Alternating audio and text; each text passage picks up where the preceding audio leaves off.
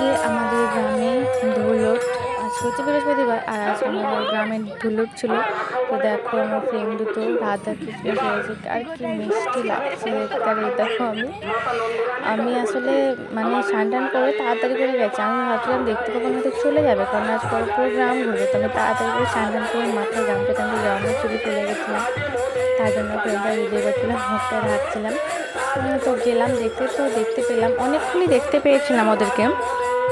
তারপরে আমি তো আগে থেকেই বলছিলাম যাবো, কিন্তু সেরকম কেউ ভাবছিলাম আমি যে যাবে না বোধহয়, ওই জন্য আমি গেলাম না। কিন্তু আমার যাওয়ার খুব ইচ্ছে ছিল। তারপর হঠাৎ করে একটা দিদি বলতে তুই যাবি, তাহলে রেডি হয়ে, তো আমরা অনেকজন ফ্রেন্ড মিলে সবাই মিলে রেডি হয়ে এলাম তাড়াতাড়ি করে। ওদের সাথে পুরো গ্রাম ঘুরেছি আমরা, দুপুরে বেরিয়ে সন্ধ্যাবেলা এসে। আর অনেক এনজয় করেছি, হয়তো পায়ে হালকা হালকা ব্যথা করেছে, কিন্তু তবুও অনেক মজা করেছি।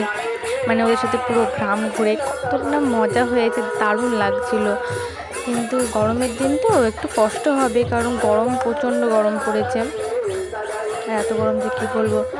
আর আমার ফ্রেন্ড দুটো যারা মানে ধরো সেজেছে রং টং দিয়ে গায়ে, ওদের তো বেশ কষ্টই হবে। তারপরেও রাধাকৃষ্ণকে খুব ভালো লাগছে, খুব কিউট লাগছে। আর সবার কাছে কী সম্মানটা না পাচ্ছে, দারুণ লাগছে দেখতে ওদেরকে। এই দেখো তোমার ফ্রেন্ড এই দুটো এগুলো, ওরা কী বেশ সেজেছিলো বললো, মানে ঠিক জানি না।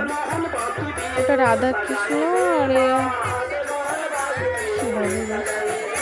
রাখাল, হ্যাঁ রাখাল সেজেছিল হয়তো। এই সাইডটা তিনটে, আর ওই ফ্রেন্ড দুটো আমার রাধা কৃষ্ণ সেজেছিল।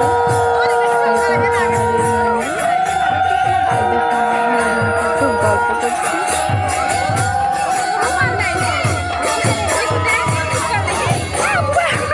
সবাই একে একে আসছে, তারপর গরম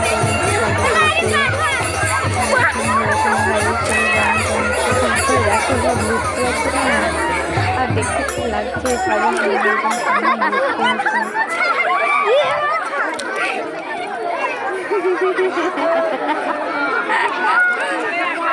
বাতাসে দিয়েছিল। অবশ্য আমি সেরকম খানা নিয়েছিলাম, মানে ভালো লাগে এক্সাইটমেন্ট যে সবার সাথে একসাথে